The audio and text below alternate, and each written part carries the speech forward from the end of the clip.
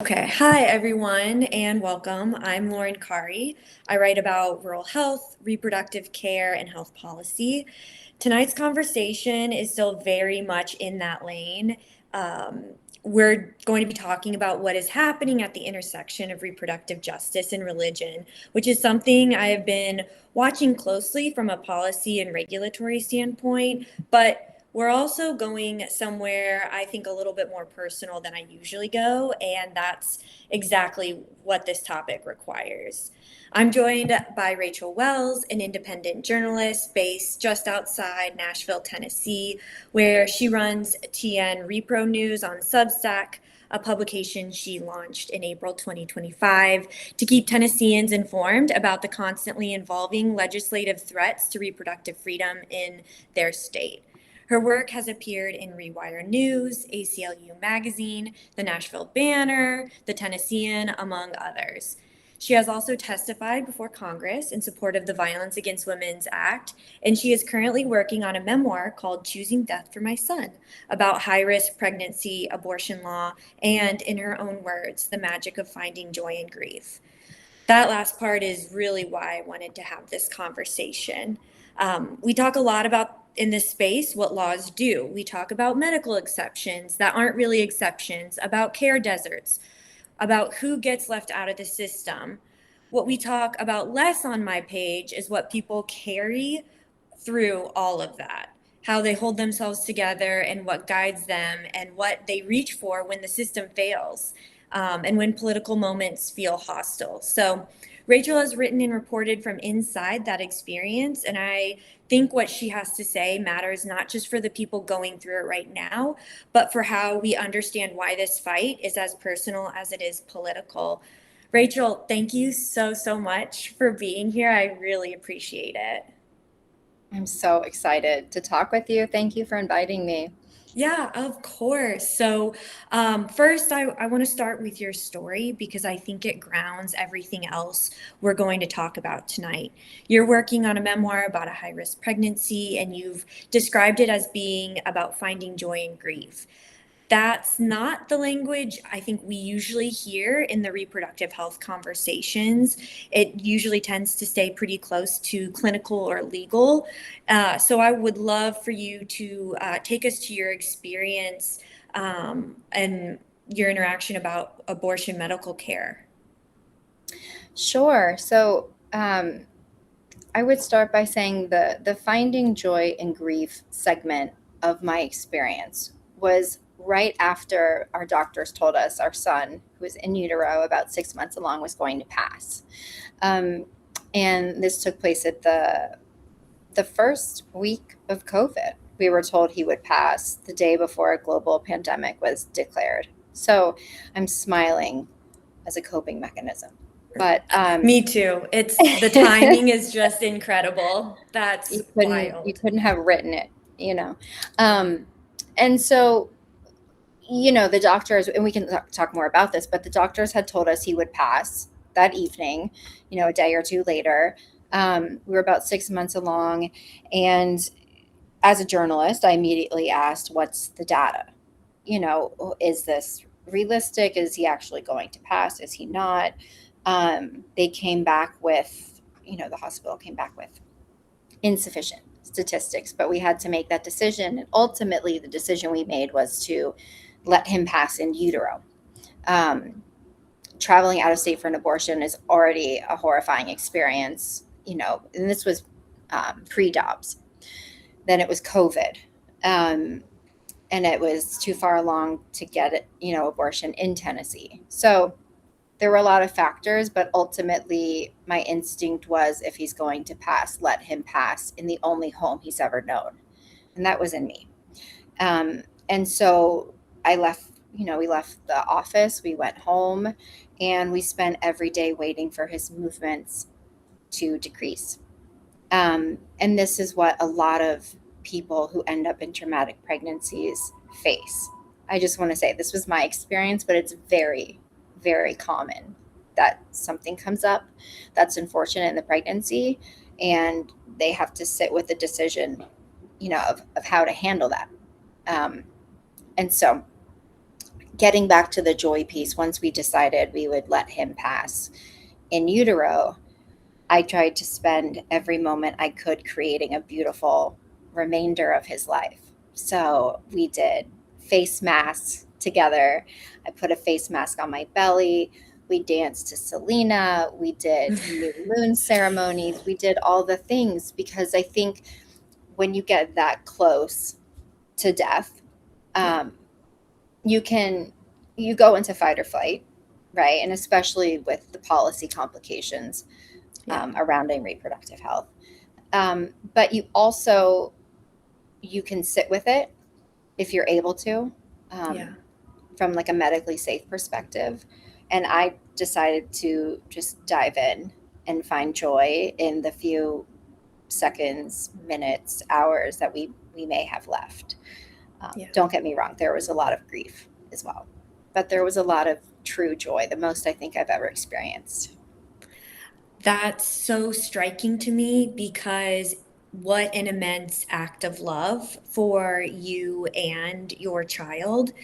I think holding those two together, the grief of understanding, you know, what's happening while also finding the joy, I think it's such a beautiful way to honor both those feelings that happen simultaneously, right? The experience of being a mom and then also the experience of knowing that it isn't going to last. And so I think that's beautiful the way that you carried out the remainder of that pregnancy. Unfortunately, I wish it would have been maybe a little bit more on your terms, given the fact that with travel and COVID, a lot of people, understandably fearful traveling outside of the state or traveling at all, let alone to get medical care. At that time, we were still recommending people not going into hospitals. So it was really only if you were in an emergency situation were you supposed to be going. So I love hearing that you found that joy in the midst of all of that. I think that speaks to you as a person and your ability to do that. Um, when Thank we you. talk, yeah, of course, when you talk about that act of love,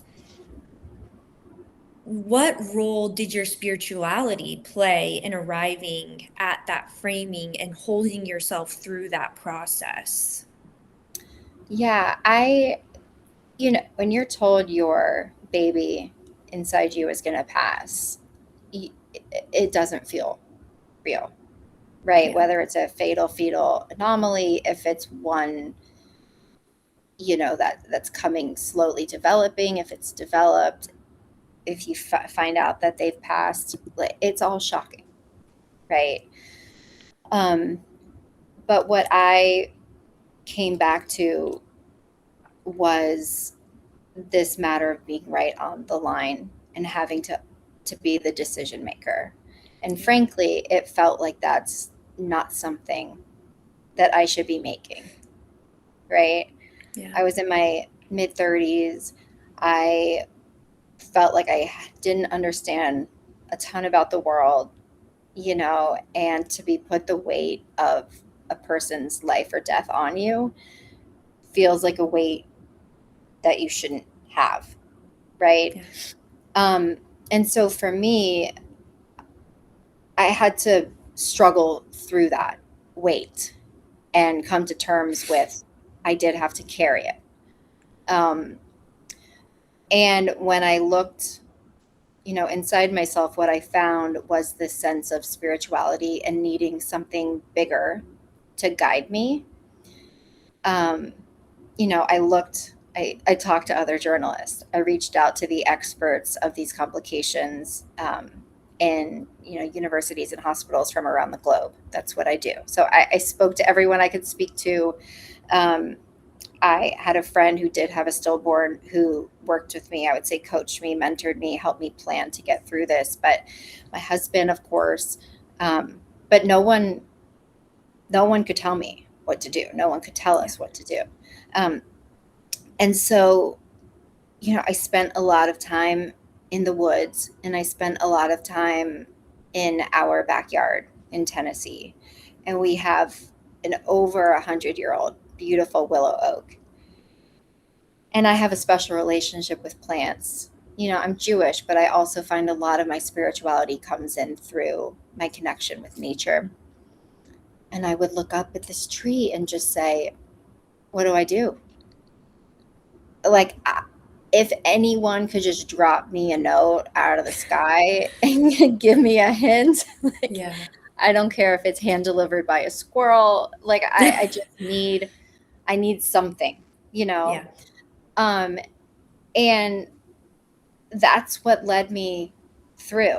And I don't typically rely on spirituality in a way that informs decisions I make, but this felt so much grander of a decision, and it carried such weight that it I needed insight from somewhere else.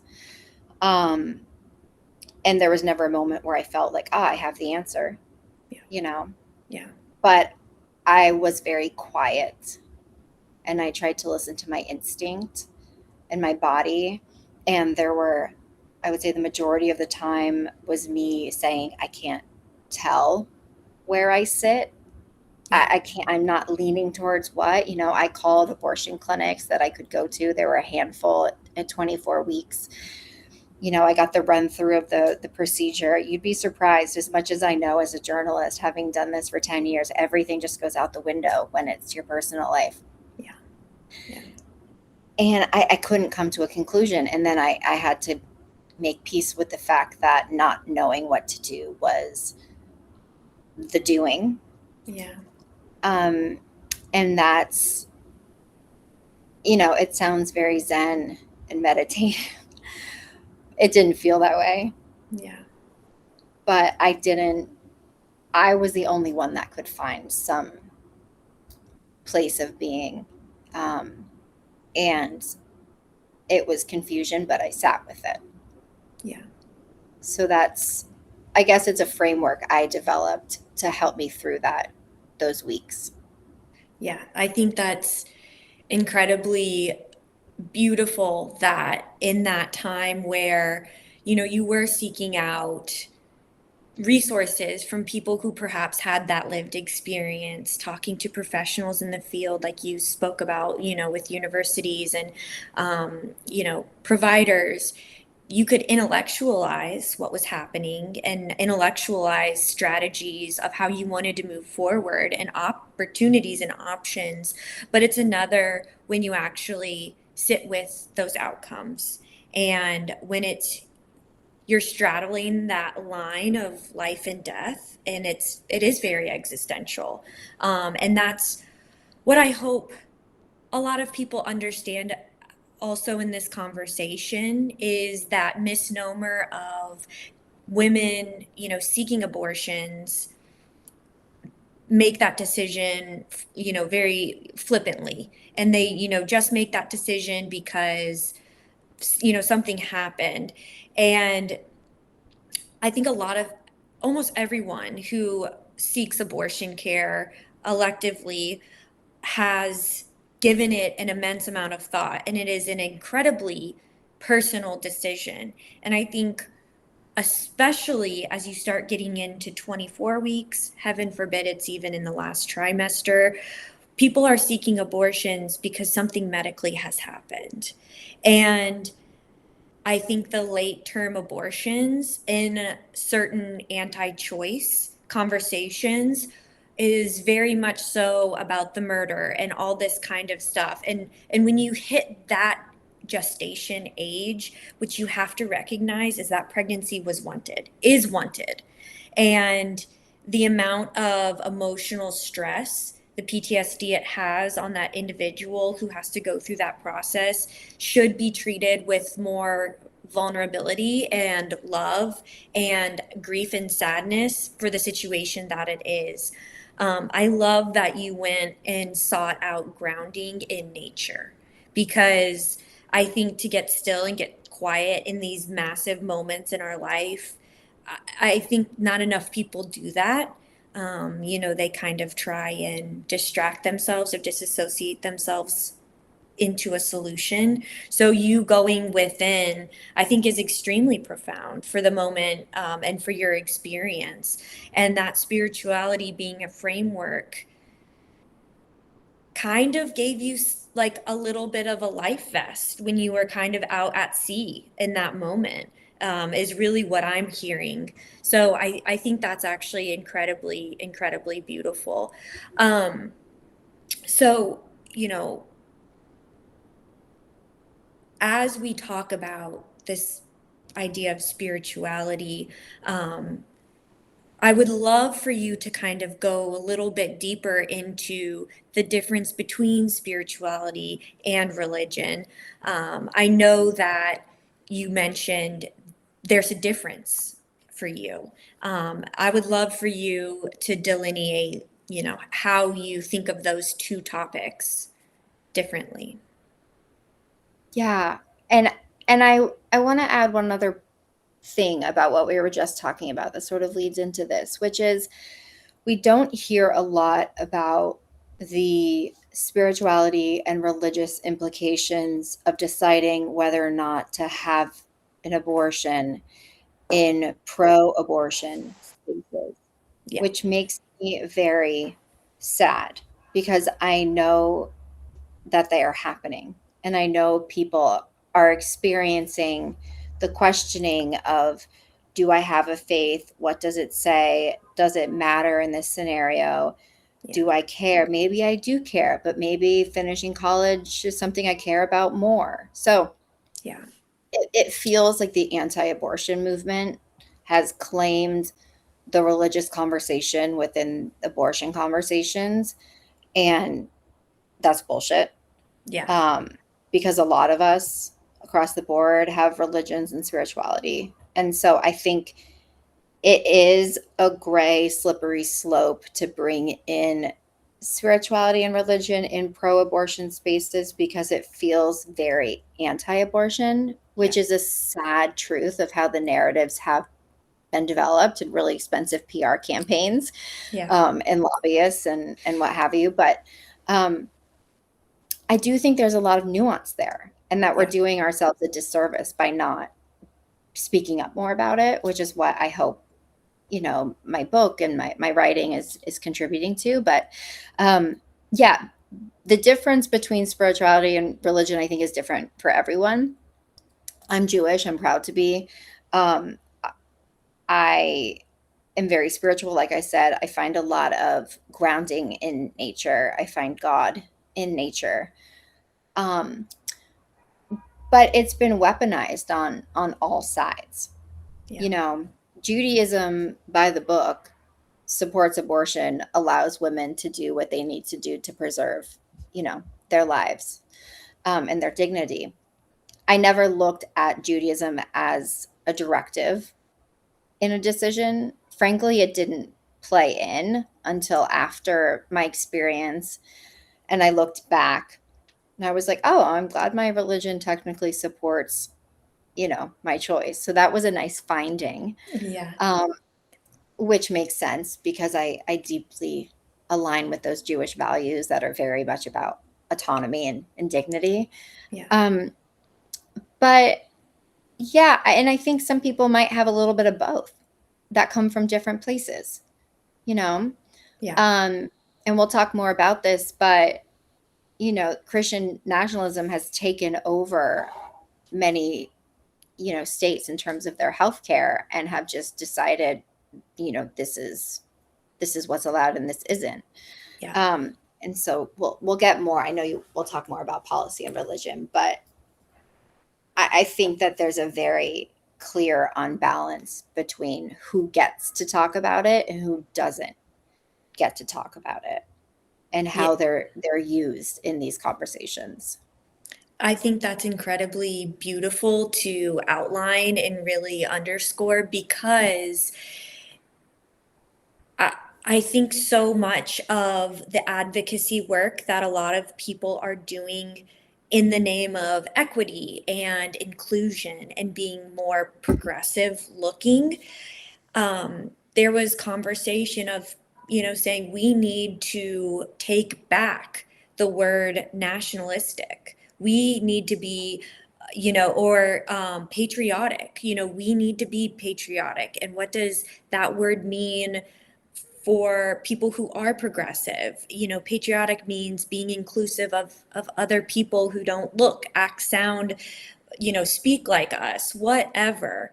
And so people wanting to reclaim, being patriotic in a way that's not wrapped up in a far right narrative, I think is beautiful. And then also reclaiming religion in a way that breaks free of a lot of that, I think, dogma that was meant for control ultimately. And I think using religion in a way that brings people back to themselves instead of a way to, further divide and further categorize and put people in a box. So I love that. And yeah, I'd love to meet you there with your comment about how, in Tennessee, evangelical Christianity has enormous footprint, culturally and politically.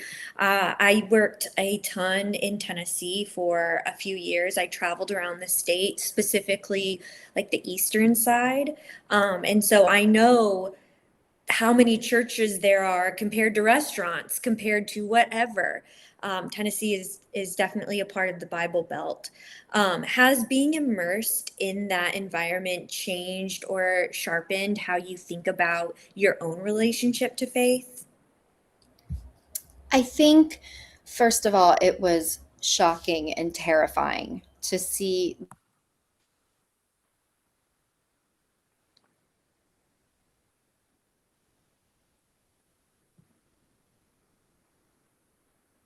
that on a national scale about, the disintegration of church and state. But in Tennessee, that's long been the case. Um, and I would say that for me, I became more bold, I think, in talking about my religion, my spirituality, when I saw how well it aligned with my beliefs. Yeah. Like I took quite a far step back, in my 20s and 30s and said, what does my religion say? Yeah. And then when you see that something lines up correctly, you're like, okay, sure, I'm happy to talk about that. Yeah. Um, but what I found in Tennessee, especially through my reporting, is that a lot of people who may have traditionally said, I'm deeply religious, this is what Jesus means to me, these are the policies that align with my religion, but in the last few years are saying, this is not my Christianity, because policies exist and are being presented in Tennessee and a lot of other states Yeah. that are claiming to be protecting the laws of Christianity, the rules within Christianity. And frankly, a lot of Christians are saying that's not true. And so I think people of all stripes are finding new confidence to say, you don't speak for me, you don't speak for us, you don't own Christianity. Um, but I would say the crisis pregnancy centers and the work that churches do um, are services Yeah. that are very valuable to moms who need diapers and need care. And a lot of those communities provide those free services, and they can't be, you know, received in other ways. Yeah. So it's a fully built system, Yeah. from the policy to the churches on the ground to the people helping the mothers. I think my light is having a panic attack. Hold on. Okay, well, we'll see. But it's a very 360, cycle Yeah. that they've taken over. Now they're in our public classrooms, these religious groups. So it's fully taken over the public sphere. Yeah. Yeah, and thank you for mentioning crisis pregnancy centers, because for those who, I mean, they're all over the nation.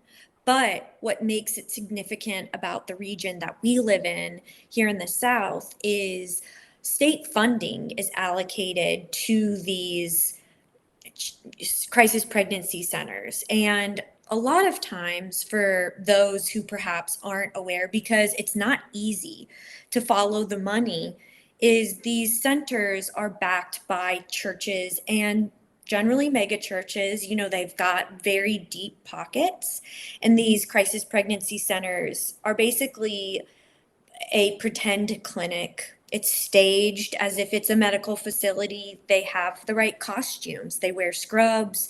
You would think that you're in a legitimate medical facility when in fact you're not. So, religion is so embedded culturally in the South, and I think has for so long been the outspoken kind of means of control, you know, for a lot of the ways that we move here in the South. And now we're seeing more religion on school boards and, you know, being more pervasive, I think, in our parts of life that are having, and I think the majority of people in the South are like, that's, I think you're exactly right. What you're seeing is exactly what I'm seeing. A lot of Christians are saying, that's actually not what we feel. That's not what we think. You don't get to take that kind of Christianity. And I think reclaiming that is incredibly beautiful.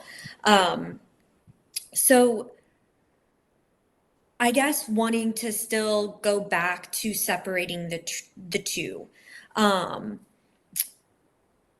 you know, for just people who have a reason to separate the two, you know, maybe they're going through a phase where they're like, I don't resonate with the hate and all of that, that control, whether because, you know, their faith community felt whole and safe, or because they've stepped away from religion entirely. How would you describe what spirituality gave you that organized religion couldn't or didn't during your experience? Well, there's two experiences. Well, actually, there's three. If we go back to the article that I recently republished, um, which was I had two abortions, they made me a better mother, and I stand by that to the core. Um, I had an early miscarriage, and the treatment for that was abortion. We had this high risk pregnancy where we needed to evaluate our options. We let him pass in utero. He decided he wasn't ready to die, so he is here. And then when he was 1, we had an abortion because we were not in a safe place to have a pregnancy. And in each of those times, when I think back to how I made that decision, I I questioned a lot culturally. I questioned a lot as a reproductive journalist Yeah. what it means if I make a decision. Does this support the values that I publicly speak? There felt like there was a lot of extra weight, Yeah. um, as someone who does this professionally, but I kept just coming back to myself and saying, what would a loving mother do, in my view? And my answer would be different from anyone else's Yeah. answer. I read a memoir. Is my light having a panic attack No, really distracting? Oh, it's just me. I Okay. don't see a rave going on your side. I Okay. All right. Um, what I was saying was, I think every bit of spirituality is unique, Yeah. right? And whether you want to call it that or something else, or your intuition or your mood, it's all fully valid. And I Yeah. think anyone deserves to use the language that they want without feeling like they're going to be attacked, because of the narratives attached to that phrasing. Yeah. Um, but I really asked myself, what what do I feel is the right thing to do for me? Yeah. Um, and it meant a lot more suffering for me in that middle pregnancy where we decided to carry him until he passed. It was wrenching. to hold him and wait for his movements to cease and then have to report back to the hospital. Yeah. But I just felt in the bigger world that I was keeping him safer here. Yeah. And something, even as an abortion reporter, that I didn't fully understand when I ended up in these situations was, once you've carried to 6 months or beyond, whether you have an abortion or you wait for a stillbirth, you have to give birth. Yeah. Yeah. My Yeah. first thought in that room was, okay, so how do we end the situation? Yeah. Like, if a baby's passing, like, let's just stop the situation.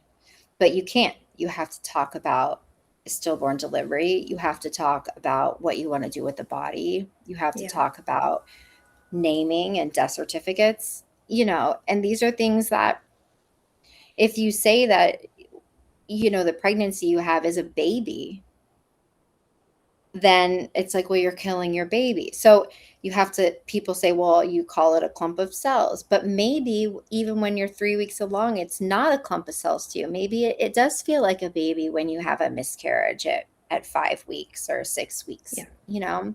And so I think, using this kind of, I like to say, like, personal constitution, a friend of mine taught me that word is, what matters to you and what Yeah. feels true to you. Does it feel like a baby? Did Yeah. you lose a baby? Did you abort a baby? Did you terminate one? And then claiming those words in a way that feels right. And it requires a lot of cultural pushback. Yeah. you Yeah. know in writing, my book, I had to sit with it, calling this pregnancy, the one that I chose to let pass, a baby, because I could see from my work how the anti-abortion movement would say, you're calling it a baby, Yeah. right? Yeah. It's not a clump of cells. And that's what they like to do. Students for Life, all those organizations, they say, oh, they just call it a clump of cells. And no, we're allowed to call our pregnancies our babies if we choose. And so I think, coming back to spirituality and, like, your personal take of what these things mean to you, um, is just what grounded me, Yeah. And then when my son was 1 and we got pregnant again, I had to sit with it, because I had the guilt of, we had talked about having a second child, in a nebulous way in years prior. So when you get pregnant a second time, you're sort of like, oh, well, here it is. Here's our Yeah. second, you Yeah. know. Um, and so there was guilt mixed in when we questioned what to do. Um, but I also had to go back to that same place where I was with my traumatic pregnancy and say, what does it mean to be a loving mom? And what does sitting quietly with this feel like? And when I sat quietly with it and was crossing my fingers for a magical answer to appear, which never does, um, what I found was my body was in a state of shock Yeah. from still recovering from that traumatic pregnancy, of experiencing pregnancy during COVID, of having to plan a potential funeral, all of these things. My body was so in an active position of PTSD and fight or flight still. And I thought to myself, I went back to, what does it mean? What am I trying to be grounded by? And it was, how can I be a loving mother? And carrying a baby in such a traumatized body did not feel like something a loving mother would do, in my sense of what that phrase meant. Yeah. And so it was, it was difficult for me, Yeah. to come to that decision, because it is hard if you want maybe another child, but your circumstances changed in between those conversations, and you feel badly. But I felt guilt about it. this the second time I had an abortion.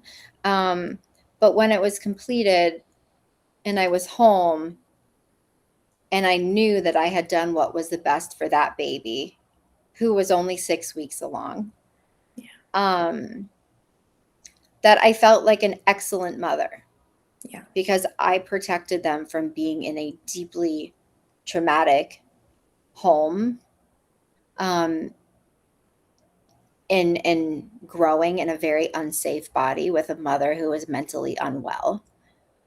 Um, and that was all grounded by my spirituality, Yeah. my version of Yeah. it. Yeah. Wow. I'm just so impressed with your ability to have that conversation with yourself and figure out what is the most loving thing for you to do and, for your child. I'm stealing personal constitution. I think that's such a beautiful way to, have the experience you want in life. Make the decisions you want, not because of a religious book or a religious teacher has said these are the rules and you have to live by them. I guess what I hear from you is spirituality being more of that personal framework for the individual, what feels like coming home to you, to whoever's experiencing this, versus religion, I think, is abstract at more of a population level, if that like translates. I don't really know if that's how I want to say that, but you know so much of what you said, where you're reclaiming the experience that you wanted to have, is a spiritual, I think, practice, where even if you are religious, you get to also be spiritual, and you get to decide what that means for you. And you saying, I sat with what would be the most loving thing a good mom would do. I mean, what, bringing us back to the top of our conversation, what an act of love. And I think that's also a really big nuance, that when people start sharing their own experiences and are so brave like you to be very candid and real with your experience, is that the greatest act of love that you could do would be giving a child their best quality of life. And if that's not something that you feel is, that you're at a place for, or, is just something where you're still healing yourself and showing up for another human being. I mean, it's disorienting being a new mom. You have a completely new identity. And so I truly think that that needs to be in the conversation when we start humanizing abortion and medical care, because generally these decisions are rooted in love. And I think it's easy to paint the word with a wide brush of just saying, like, this is bad or whatever. And it's okay for you to reclaim, I lost a baby, or I had to give birth to a baby. Some people would prefer, using a clump of cells because that's how they could digest and think about their situations. And what I really want to highlight is how there's no one way to experience this. So you reclaiming, I gave birth to a baby, I, had a baby, taking that and reclaiming it, because you're right. You don't hear a lot of that in the, pro-choice conversation. We do generally like to root it more in the science side of things, where we talk about it as a fetus, and then or a zygote, like a fetus, where we go through the cycles of the medical names. But I think reclaiming that and making it in a way where you feel, seen, and where you get to have that experience that is good for your soul, is, I think, just incredibly empowering. Um, I think a lot more people could start realizing their own personal constitution as it pertains to what they believe, stepping back and taking a closer look at maybe the religious practice they've been associated with and their family has been, and kind of reevaluating, is this something that resonates with me? Is this something that I still believe in? Is this something that I want to carry in my day to day? So I love that just the introspection that I hear subtly in all of your commentary is, I think, beautiful. And a lot more people, I think, would be better off to have that mindset, So I really appreciate you opening up about that story and how you view spirituality versus, being religious as, a Jewish person. Um, I'd love to kind of shift the conversation still within religion, but more to your reporting, because I think what you've been documenting in Tennessee is one of the clearest examples of how religious language gets encoded into law in ways that have real consequences for real people. You broke a story last year that went national. I know everyone was picking up on it for good reason. And it was a woman in rural Tennessee denied prenatal care by her physician because she wasn't married. I would love for you to, maybe give more background on that story and how that was suitable to happen and how that was able to happen under the Medical Ethics Defense Act. Yeah. So the act that you mentioned, the Tennessee Medical Ethics Defense Act, is a law similar to many across the country. They're ethics protections acts. They were started, by religious hospitals who didn't want to perform abortions, and those provisions were made for them because of that. And they have expanded for years and years now, to not just be a religious objection to now a moral objection or a disagreement about a lifestyle. And so the terminology has gotten a lot broader, which is very dangerous. But what happened in Tennessee is, this law went into effect last year. And then this case happened a few months later, where a physician told a woman that they were not able to treat them and they should treat care elsewhere because they were pregnant and they were not married and they didn't intend to be married. And they had been with their partner for 13 years, already have a child. Needless to say, her unmarried status was enough that the physician said, I don't think I'm the right fit for you. And so, because this person was aware of Tennessee law, understood how dangerous it was to give birth in the state, they were able to travel out of state. And so that was the final push they needed to understand that Tennessee was not going to be a place for them to get care. So the conversations I've had since then vary. There are lawyers I've spoken to who say that this act that was passed does not allow for individual refusal of care for patients. That it's more about the practice, being allowed to provide a service, not a physician to turn away an individual. Unfortunately, we won't get clarity on that law until there is a suit that challenges it. My source rightfully wanted to live their life and not continue to be in the national news.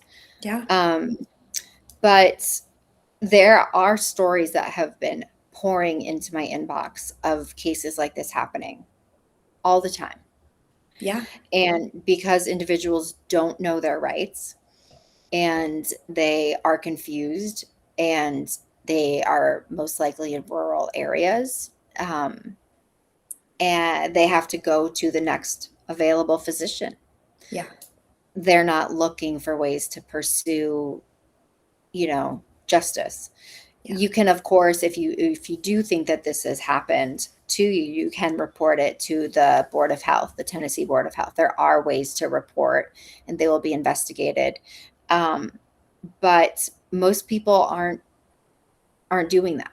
They're Yeah. trying to make money. They're trying to go home. They're trying to get prenatal care. They're trying to do whatever they need to do, and the priority is on their day to day life. Yeah. Um, but I would venture to this is happening everywhere, with or without the broadness of the law that we have in Tennessee.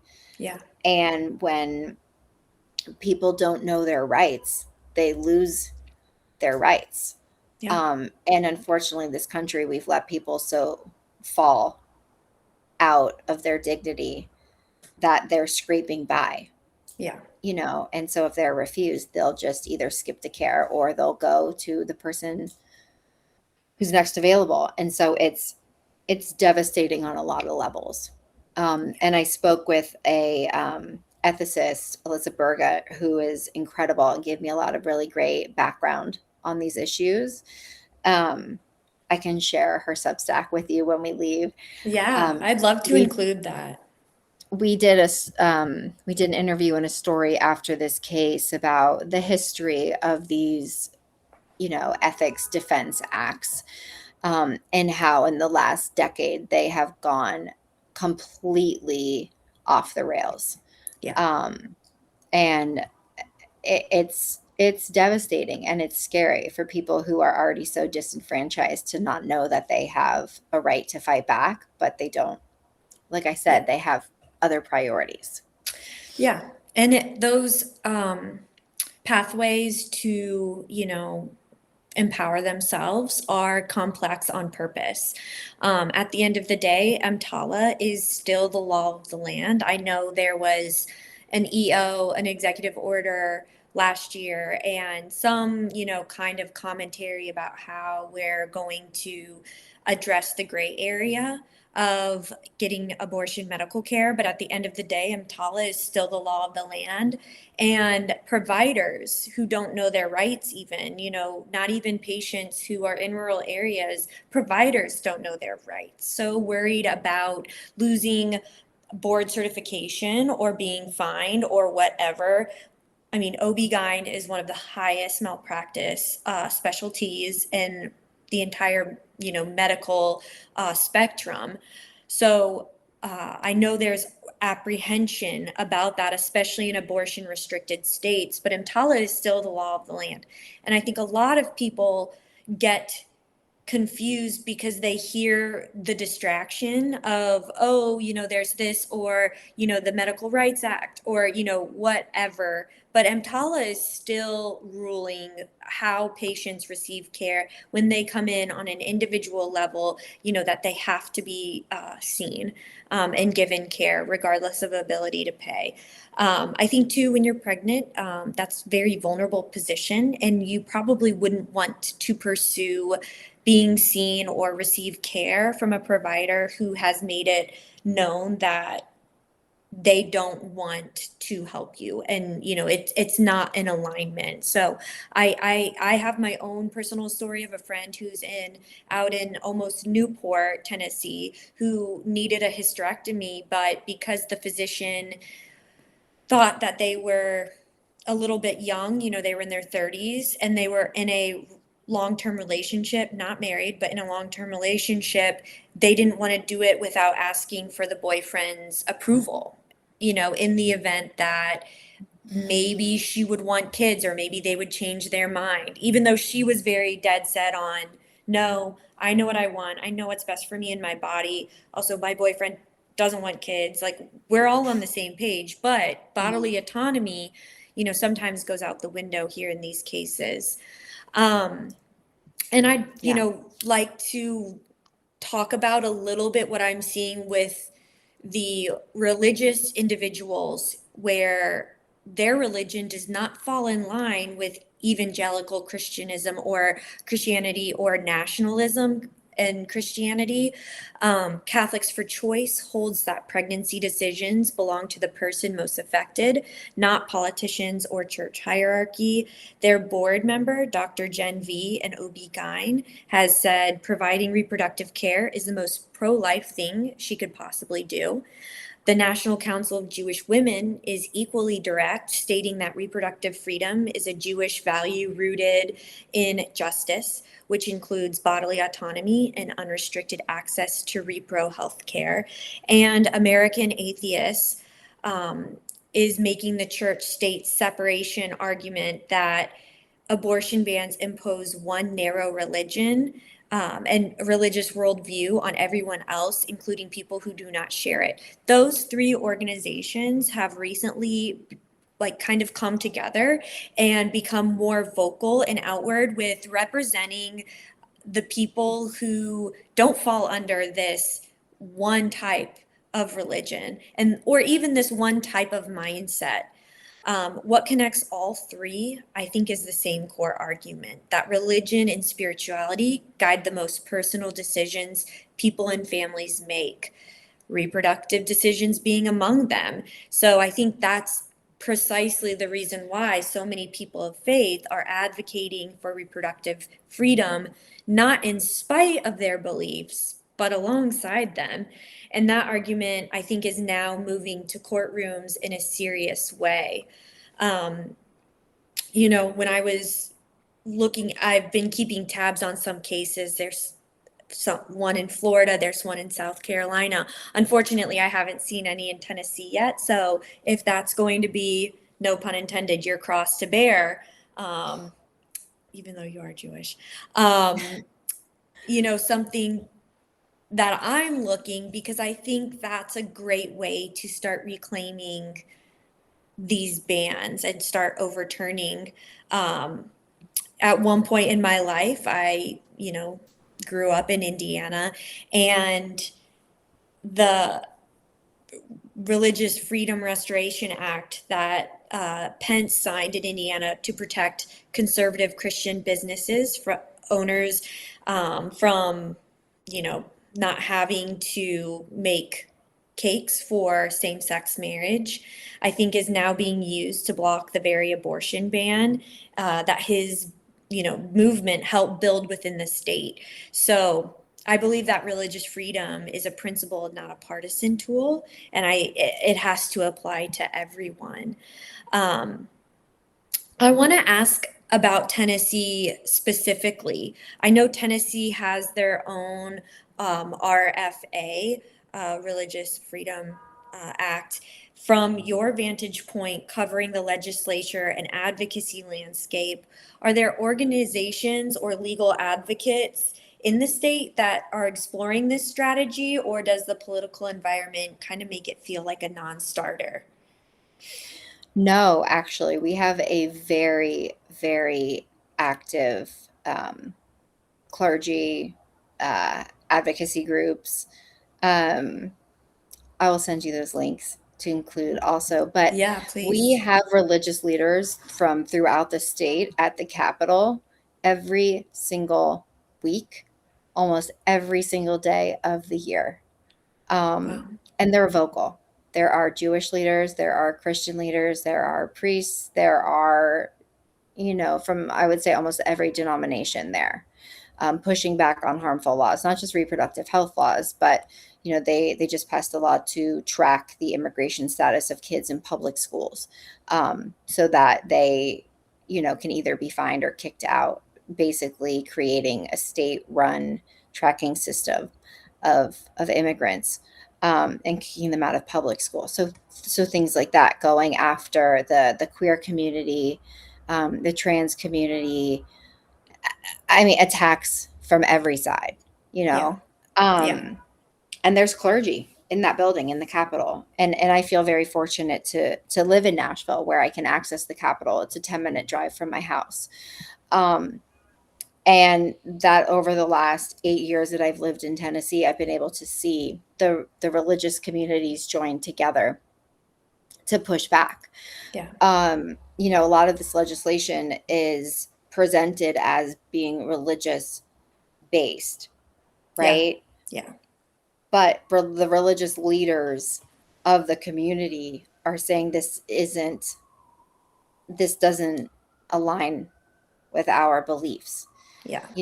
and there is a lot of activity in the religious spaces.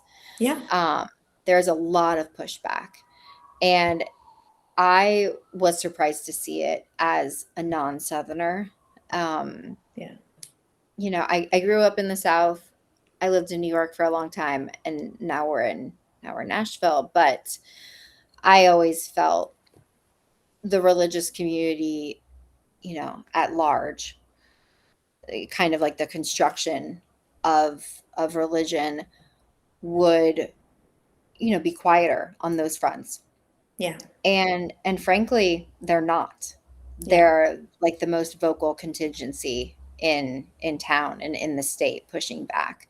Yeah. And I think they deserve a lot more credit for that. Yeah. Yeah. Um, because that's, look, I look back to the civil rights movement all of the time and look at what religion um, did in that movement, the backbone. Yeah. So I think there's a lot to learn there. But I'm so inspired in Tennessee. Well, I'm really glad to hear that. The Kaiser Family Foundation is documenting all the state legislation, and, where it's at in the procedure and all that kind of stuff, and seeing, legislation brought, I think in Louisiana with Catholic bishops. They're bringing legislation forward. So I love hearing that that's also happening in Tennessee. And that's also a really big reason of why I am highlighting you and other people, because I think the South gets stereotyped very quickly into Bible Belt, like very religious in a way that's harmful and othering others. And yeah, that's true to an extent, but I'm seeing that being the minority of people. I'm seeing the majority of people being more of, what you're speaking to. Um, for people who watch this and are here live with us tonight, what do you want them to understand about the fact that religious freedom law is not the exclusive property of one side of this debate? I would say, I think what's most important to understand is that publicly it feels like one religion is pushing for control of this country on a federal level, on a state level, on a city level. And it's not theirs. Yeah, Um, and yeah, that we can fight back at every level. I think, when you think of religious control and what's happening in the country right now, it's backlash to the progress we've made. I see it. It's very clear. yeah, Women have made yes, too much progress, queer people, immigrants, black and brown people, and it's the white male cis patriarchy punishing that progress. yes, Putting women back in the house, like the country has to look a certain way. yeah, And we don't necessarily need a national law I mean, we can never undo the damage that's been done. It yeah, will take generations. yeah, For my sake, I like to say everything will be fixed when my son is older, but it's not going to happen. We didn't win these rights overnight, and we're not going right, to get them back overnight.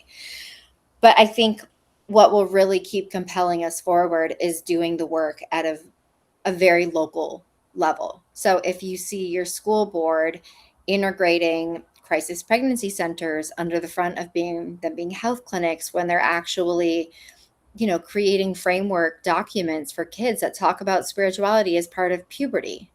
yeah, Yeah, like I've caught, like it's so concrete, the yeah, infiltration of yeah, this religious control. And I think we need to look, in our own backyards for where yeah, it's happening in the classroom, um, at the libraries, what flags are allowed to be flown, at the courthouses. Like, my message to people is always do as much granular work in your own community as you can, yeah. because that's where the pushback is going to have the first impact. Yeah, you're 100% right. That trite phrase, think global, act local, is never been more important than now. Um, so before we wrap up, I would love to ask the question that I ask all of the guests who come on, and that is what keeps you going? You know, as we are here in the South, we live under these restrictions, you face them so personally. What keeps you going in your writing, in your, you know, actions that you take to keep fighting for reproductive justice? What's the why? My why is that it's not new. And it's a sad why, Yeah, right? Um, I get it. but coercion and control and religious dominance has been happening since the dawn of this country and the dawn of time, Yeah. right? Like, look at how we got this country, right? By Yeah. pillaging and raping and stealing indigenous folks. So, um, what grounds me is looking back at things like the civil rights movement, looking back at medieval times, how women were treated if they were too outspoken.